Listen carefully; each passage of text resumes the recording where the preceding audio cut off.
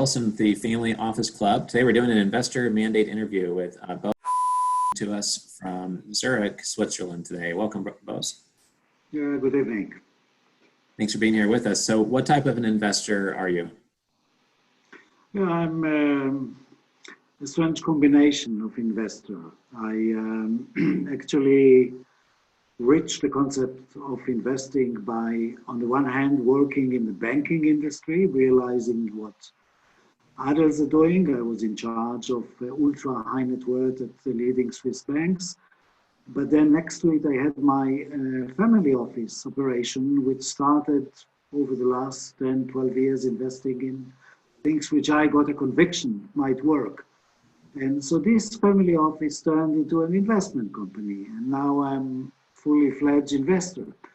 But as I mentioned in one of our conversations, I would always invest with others. I need to have co-investors because I feel comfortable. I get a psychological sense that we do the right thing and the feedback is relevant and so on. Now, I'm in most cases not a majority investor. I'm a minor investor. And what I like to do is at each and every point of time, find the right trend for me at the relevant time.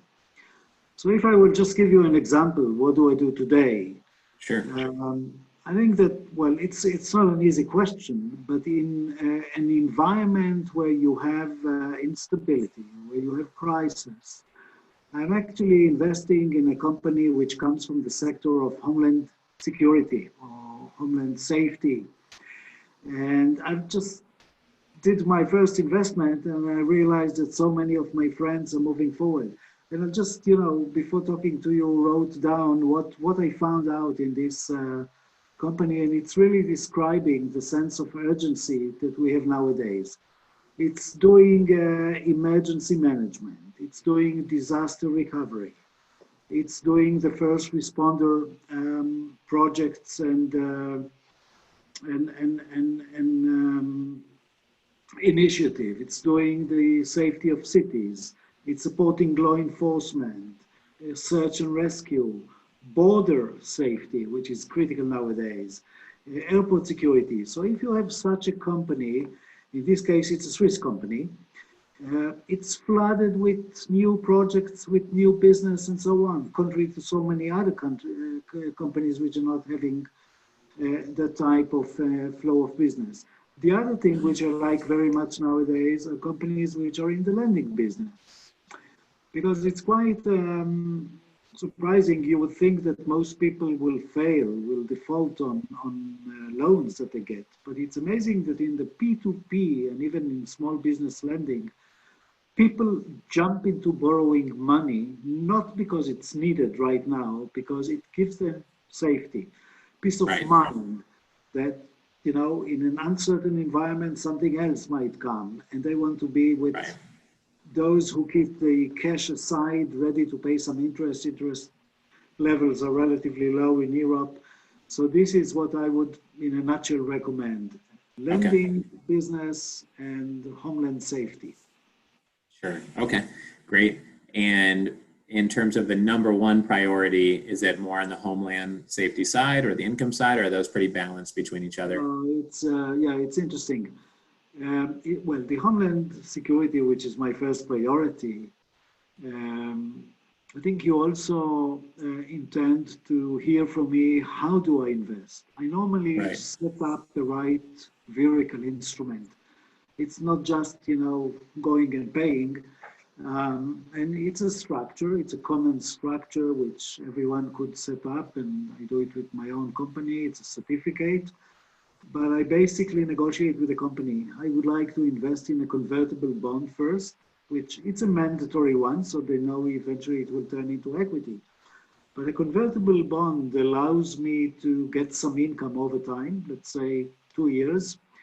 So I would get, in Swiss franc terms, 5%, while the country runs negative interest rate.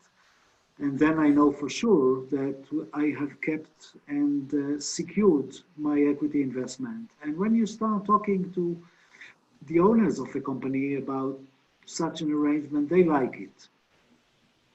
Right, makes sense.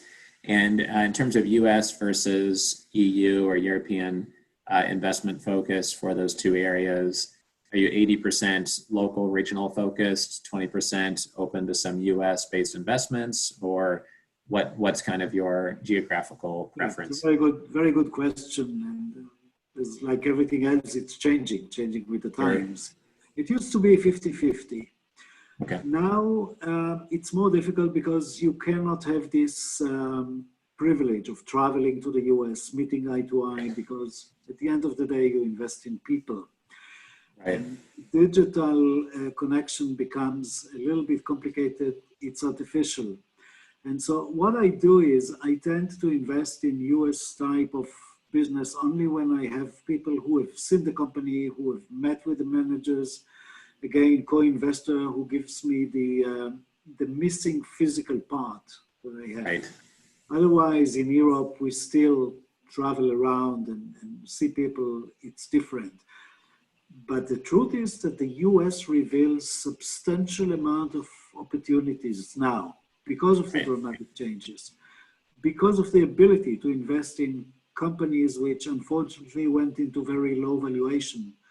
Right. Much more, the dramatic swift between valuations is so much more volatile in the US compared to Europe, and this gives you an opportunity. Right, makes sense. What's your number one piece of advice for an investor listening to this interview? Oh, well, actually, if I can just sum up what I said is invest in people. Try to make sure, look into their eyes that they are honest and that you can rely on them, because good people could even turn a bad company into a very good one. I mean, good managers. The second thing is be aware of what is required nowadays in terms of market trend. As I said, homeland safety, lending, and so on. Don't go to investments which are far reach, because you would need to go along with the changes. And the last thing, still try to negotiate, because you're going to invest in people who need the money, but they also need, when they meet you, a strategic advisor, and come up with interesting idea that would allow you to create a discount. You know, negotiation is part of the game. Don't take everything on the face of it. Try to improve, and it's a win-win situation. It's helping both sides. Right. Yes, probably $100,000 piece of advice right there, because a lot of investors don't realize that they have any leverage or a lot of leverage. And especially during the pandemic, if you're investing, you might be able to negotiate down fees or terms. And people underestimate how much they can negotiate, I find, if they're not as sophisticated. There's always an open window to negotiate. Yeah. And don't be shy, because it's part of the game. Actually, most companies expect you to negotiate. Right, exactly. Great. Well, appreciate your time here, Boaz, and I appreciate you being on the discussion panel that we hosted a few weeks ago. Yeah, and if anyone's listening here and they're a Family Office Club charter member, you can get in contact, with anyone that we're interviewing here on the mandate interviews or discussion panels. Just let our team know, and that's one of the benefits of being a member of the Family Office Club. So, thank you for your time again. We'll talk soon. Yeah, thanks to your club. It's outstanding. Thank you, Richard. Thank you.